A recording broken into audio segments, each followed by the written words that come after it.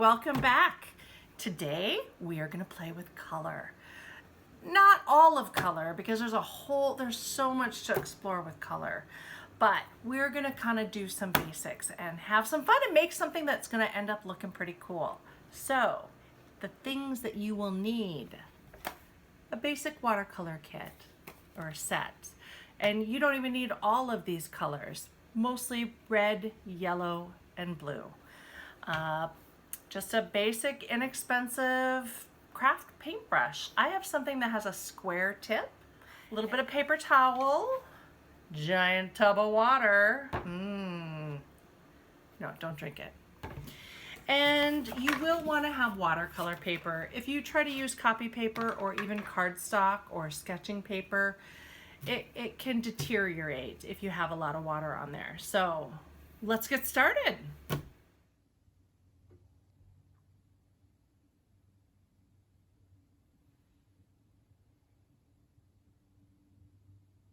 We are going to make a rainbow.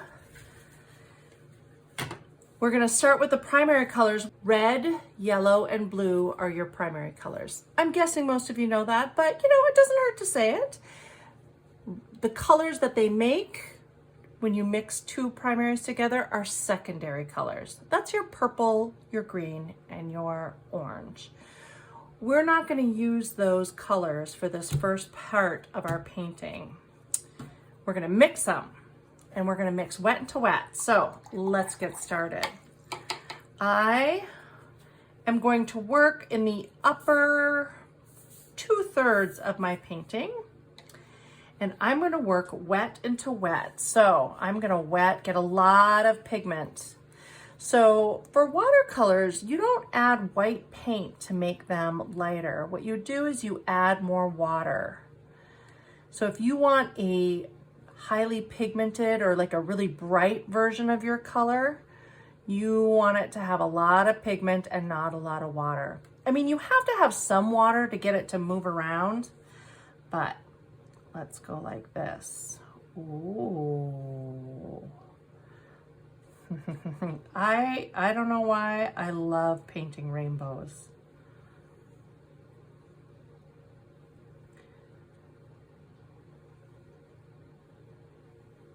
Okay, so there's my first primary color. Now I'm going to rinse the red off my paintbrush. I'm going to get some yellow. Oop, there's a little red in there, but.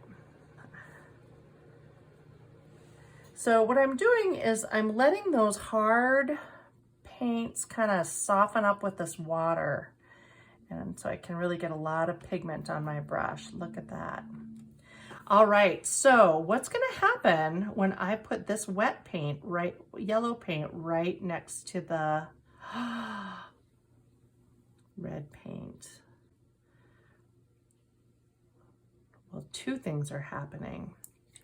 One, those two wet colors are mixing,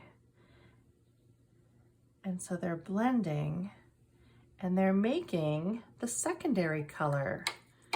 Yellow and red make orange.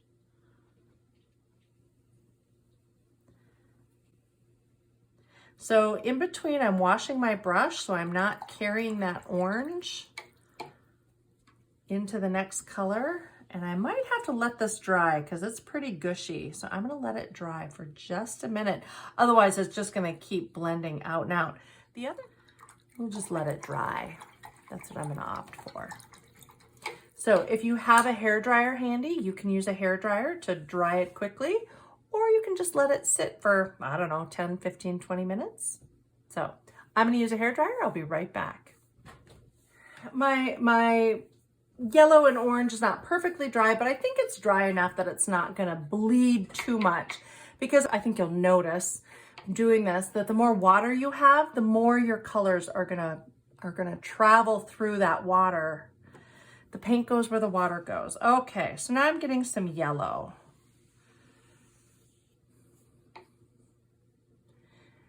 And then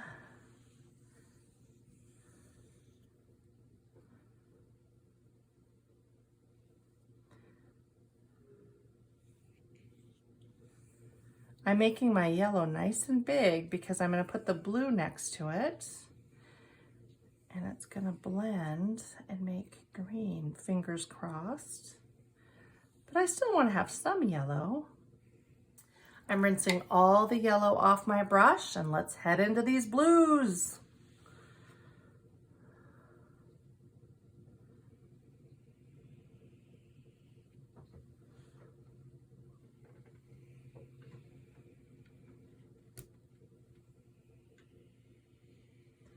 They're bleeding where they mix. And let's see, are they making a green? A little bit. Might need a little bit of help. So I'm just gonna run my brush that has blue right over this yellow. I'm gonna overlap it just a little bit. There's a little bit of a greenie in there, huh? So, working it too much, like rubbing these pigments a little too much, like I better stop.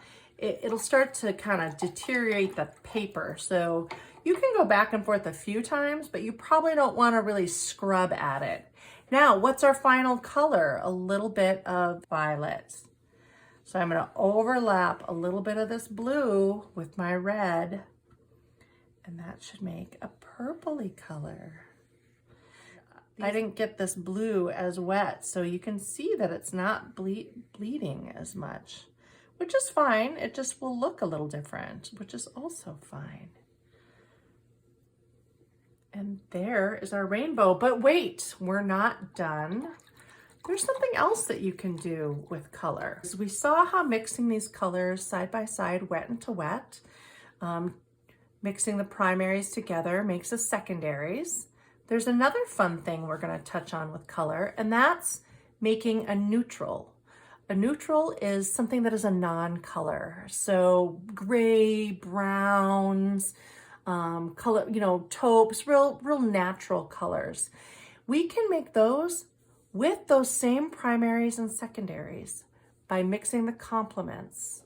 Ooh, wait here. Complements are across the color wheel from each other. So yellow and purple, orange and blue, red and green are complements. When we mix a little bit of the complement into a color, it darkens the color and neutralizes it. If we mix a lot, it makes it completely neutral. Now, I'll show you what I mean. I'm gonna get my color palette down here. The nice thing about these watercolor sets is you can use this top part of the tray as a color mixing palette. So let's see, what should we start with? How about blue? That's the moistest of them all. So I've dipped my paintbrush in the pigment and brought a little bit over into the color palette, into the mixing palette. Now I'm gonna rinse my brush off because I'm gonna dip my paintbrush into, opposite on the color wheel, into orange. And I don't want my orange to get a bunch of blue in it, so. And look at this. What did they make? A completely, that is light gray. It's a little orangey. So if you can still kind of identify a color in there, if you see mostly orange, add a little blue. So now let's see, let's make some gray raindrops. I'm gonna set my paintbrush here, drag and drop. Look at that. It's almost as if there's no color in it at all.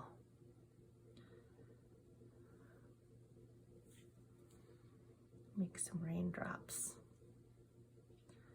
Oop, that looks like an upside down raindrop. Oh well, it's not a raindrop, it's a painting of a raindrop. So we have a little flexibility here. Should we try another set of complements?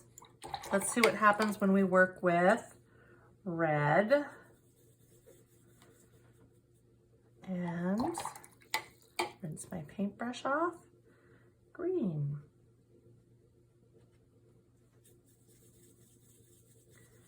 I wonder if this will be the exact, do you think this will be the same gray? Or do you think this gray will look a little different? Right now I can see a lot of green in there, so I'm going to add a little red. Oh, now I can see a lot of red in there. Touch of green. There we go. Let's see.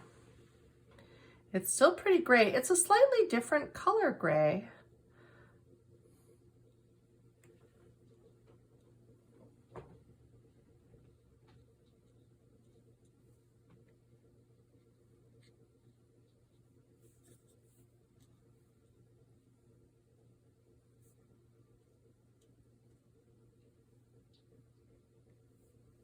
All right, let's see what happens with our last set of complements that we have here. I've got purple. I'm gonna pull it up into this tray. And then I'm gonna rinse my brush off so I don't get purple in my yellow. And now I'm gonna add some yellow. I can still see some purple or some yellow in there. I'm gonna add a little more purple. And gray. So while they still make gray, these grays have a slightly different hue to them. But to me, grays made with complements are infinitely more interesting than just gray made with black and water. I can see the difference. So there you go, your nice rainy day rainbow, where you've made secondary colors by mixing primaries and you've mixed complements to make grays. That, like, if you know how to do that, there's almost nothing you can't do. Well, drive a car, but that time will come. Anyway, we'll see you next time.